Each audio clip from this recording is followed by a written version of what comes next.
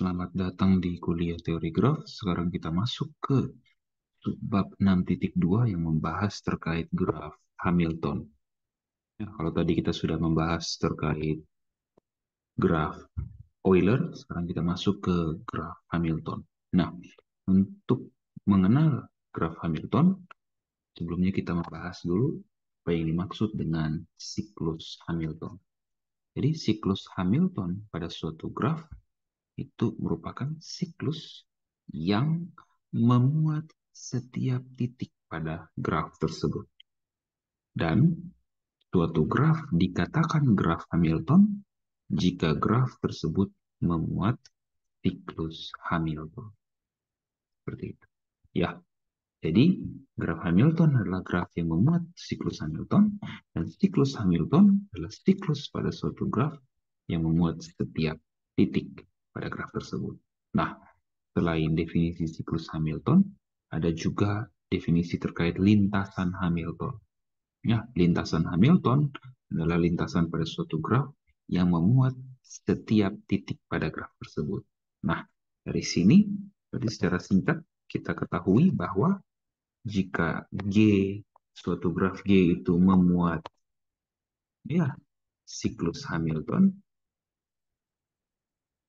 ya maka yang terjadi G juga pasti memuat lintasan Hamilton.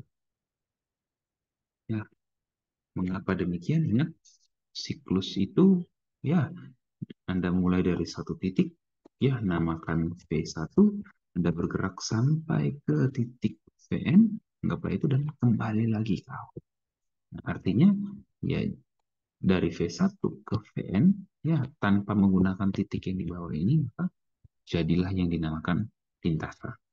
Ya, ingat di dalam suatu graf siklus ada subgraf lintasan di dalam. Ya, dengan demikian kita punya bahwa apa? Jika G suatu graf Hamilton, maka G juga memuat suatu lintasan Hamilton. Nah, berikut kita lihat contoh pada gambar di sampingnya. Kita akan lihat, kita akan tentukan bahwa graf ini merupakan graf Hamilton dengan cara menentukan siklus Hamilton. Ya, mari kita perhatikan, kita mulai dari R14. Ya, kita bergerak ke R13, R9, R4, ya, R2, ke R1, R3, R8, R12, R15. Setelah itu kita turun ke R11, ya, R11 ke R7, R6 ke R5, ke R10, dan kita kembali lagi ke 14. Ya, di sini kita punya suatu siklus, subgraf siklus dari graf ini yang memuat setiap titik pada graf ini. Ya, mulai dari R14 ke R13 sampai akhirnya kembali lagi ke R14. Nah, ini merupakan suatu contoh graf Hamilton. Nah, contoh yang lain lagi seperti apa? Ya, jika kita perhatikan di bawah ini ada suatu graf komplit bipartit, ya 3,3. Nah, ini juga merupakan contoh dari suatu graf Hamilton. Ya, misalkan kita mulai dari titik ini, ya, maka kita bergerak ke sini, ya. Oke, misalkan dulu lah saya namakannya, ini namakan U1, ini saya bergerak ke mungkin ini V2, ini U2, ini U3, ini V1, V2, dan V3, maka U1 bergerak ke V2, setelah itu bergerak ke U2, ya, setelah itu bergerak ke V3, bergerak lagi ke U3, ya, U3 ke V1, dan V1 kembali ke U1. Maka kita peroleh apa? Suatu subgraf siklus pada graf K3,3 dengan berapa titik tuh? Dengan 6 titik ya. Kita punya C6 siklus dengan 6 titik. Nah, ini adalah contoh dari graf Hamilton. Nah, kalau kita melihat ya, ingat graf Hamilton adalah graf yang memuat siklus Hamilton. Nah, ingat suatu syarat dari graf siklus adalah apa? Setiap titik pada graf itu derajatnya 2. Artinya, ya, Anda bisa dapat juga suatu ciri graf Hamilton apa? Kalau graf yang Anda punya derajatnya ada yang kurang dari 2 atau derajatnya 1, maka pasti graf itu bukanlah graf Hamilton. Ya, mengapa? Kita perhatikannya, misalkan Anda punya suatu graf G, gitu ya. Terus Anda punya satu titik, namakan U. Ya, titik ini berderajat satu, berarti artinya ada satu sisi saja yang berkait. Ya, artinya, ya kalau Anda perhatikan ya, maka ya kalau Anda mau buat siklus Hamilton, andaikan ada siklus Hamilton pada graf ini, ya maka ingat siklus Hamilton harus melewati setiap titik. Nah, ketika melewati titik U, anggaplah melewati sisi ini. Nah, setelah itu, ya, ya setelah sampai pada titik U, maka ya kita tidak akan bisa ke titik yang lain lagi. Karena apa? Titik U hanya memiliki satu sisi yang terkait atau berderajat satu. Ya, sedangkan syarat dari suatu graf siklus adalah apa? Setiap titik berderajat dua. Akibatnya, kalau Anda punya graf dengan ada titik yang berderajat satu, pasti graf itu bukanlah graf Hamilton. Nah, sekarang pertanyaan berikutnya, bagaimana nih kalau Anda punya graf, ya semua titiknya berderajat lebih dari satu. Nah, apakah pasti Hamilton? Ternyata tidak. Ya, contohnya apa? Contohnya seperti pada gambar ini ya. Ini yang saya lingkari warna biru, ya ini adalah suatu contoh graf yang bukan graf Hamilton. Ya, jika Anda perhatikan, ini titik-titiknya derajat paling kecil itu adalah 2. Ya, namun graf ini bukan graf Hamilton. Bagaimana cara melihatnya? Ya, kita gunakan asumsi pembuktian kontradiksi ya. Bukan. Dengan kontradiksi, ya, andaikan graf di atas ini namanya, misalkan kita kasih nama graf G, adalah suatu graf Hamilton. Ya, dengan kontradiksi, kita katakan G Hamilton. Nah, sekarang Anda perhatikan titik X, ya, titik T, dan titik V. Mengapa ketiga titik ini? Yang pertama, Anda perhatikan. Ketiga titik ini berderajat 2.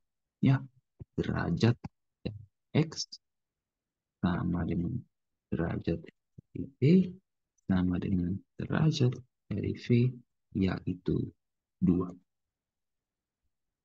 Akibatnya apa? Kalau G itu graf Hamilton, maka setiap sisi yang terkait pada titik X, T, dan V pasti terpakai. Mengapa? Ingat, karena siklus, graf siklus itu setiap titiknya berderajat 2. Ya, kalau Anda katakan graf di atas ini graf Hamilton, berarti apa? Ada siklus Hamilton yang melewati setiap titik. Ya, berarti kalau melewati X, ya maka kedua sisi X ini harus terpakai. Begitu juga kalau melewati T, maka kedua sisi T ini juga harus terpakai. Dan begitu juga ketika melewati V, maka kedua sisi V ini harus terpakai. Nah, apa yang terjadi? Anda perhatikan ya, titik X, titik T, dan titik V itu ketiga titik ini bertetangga dengan titik Z. Ya, nah, oleh karena titik X, T, dan V, sisi-sisi yang terkait pada ketiga titik itu harus digunakan, berarti apa? Kita akan temukan ada satu titik ya yang berderajat 3, yaitu apa? Si Z. Ya, maka Anda perhatikan ya, pasti derajat dari Z itu besar sama dengan 3. Maksudnya apa ini, Pak? Maksudnya pada graf siklus yang akan Anda bentuk ya. Ini derajat Z pada graf siklus ya. Kita misalkan C itu ya siklus Hamilton. C itu ya siklus Hamilton. Nah, C siklus Hamilton, ingat setiap sisi pada X, T, dan V terpakai. Artinya apa? Nah, karena X, T, dan V itu bertetangga dengan Z, berarti apa? Derajat titik Z ini siklus Hamilton minimal 3. Nah, hal ini apa? Kontradiksi. Ya, kontradiksi dengan apa? Kontradiksi dengan fakta bahwa apa? Setiap titik ya pada siklus Hamilton, saya katakan A gitu ya. Setiap titik pada siklus Hamilton derajatnya harus sama dengan 2.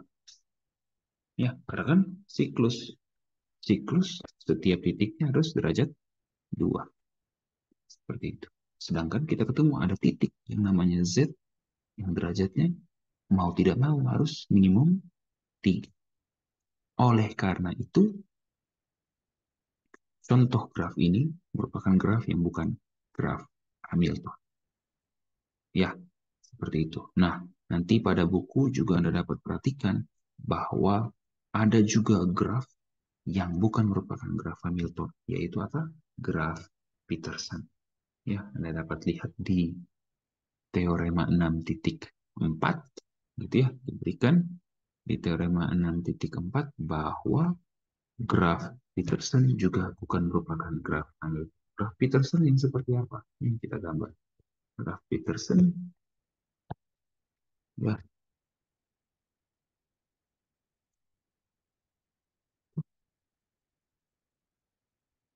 ini adalah salah satu contoh ya, graf Peterson. Ini bukan merupakan apa? Ya, bukan merupakan graf Hamilton. Ini namakan apa? Ini namanya apa? Graf Peterson.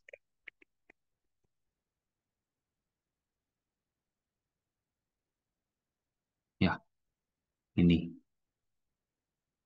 Nah, ada lagi contoh-contoh graf yang bukan Hamilton, ada banyak. Ya, jadi dari sini kita pelajari bahwa walaupun setiap titik pada graf itu derajatnya besar dari atau sama dengan 2, tidak menjamin bahwa graf yang Anda punya merupakan graf Hamilton. Contohnya apa? Ya, graf ini, G yang ini, ya, dan juga graf Peterson. Nah, tapi graf yang ini, ya, K33, dan juga graf pada contoh di atas ini, ya, kita namakan graf G-aksen, gitu ya. Ini bukan merupakan suatu graf Peters. Ya, dengan demikian, materi terkait graf Hamilton telah selesai. Terima kasih.